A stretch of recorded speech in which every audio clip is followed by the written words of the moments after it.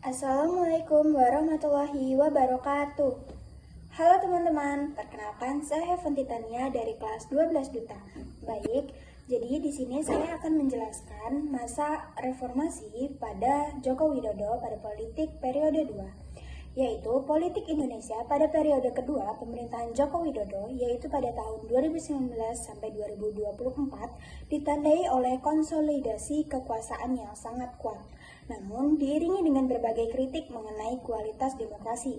Berpasangan dengan KH Ma'ruf Amin, Jokowi membangun koalisasi besar yang mendominasi parlemen hingga dari 80%. Lalu, kritik terhadap kualitas demokrasi Indonesia pada periode kedua pemerintahan Joko Widodo pada tahun 2019 sampai 2024, poin utama yang menjadi dasar kritik tersebut yaitu yang pertama, perlembahan lembaga anti korupsi atau KPK. Yang kedua, penyempitan ruang kebebasan sipil.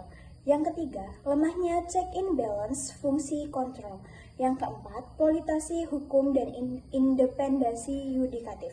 Dan yang terakhir, ada represi terhadap aksi demokrasi. Baik, yang selanjutnya ada poin utama dinamika politik periode kedua, yaitu memiliki 4 poin.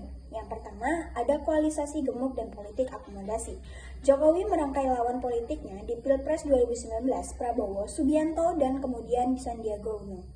Ke dalam kabinet, langkah ini menciptakan stabilitas politik yang luar biasa umumnya, namun juga mengakibatkan lemahnya fungsi kontrol checks and balance dari DPR karena hampir semua partai besar bergabung dalam pemerintahan ini. Hal ini menyebabkan berkurangnya wasit yang independen dan mengawasi jalannya pemerintahan dengan menegakkan hukum. Lalu ada yang kedua, yaitu fungsi kebijakan Omnibus Law. Metode pembentukan undang-undang yang menggabungkan berbagai macam aturan dengan tema berbeda ke dalam satu paket undang-undang besar dan infrastrukturnya.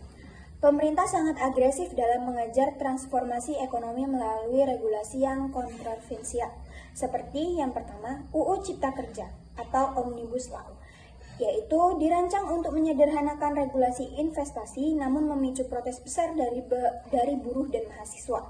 Yang kedua, pembangunan IKN. Keputusan pemindahan ibu kota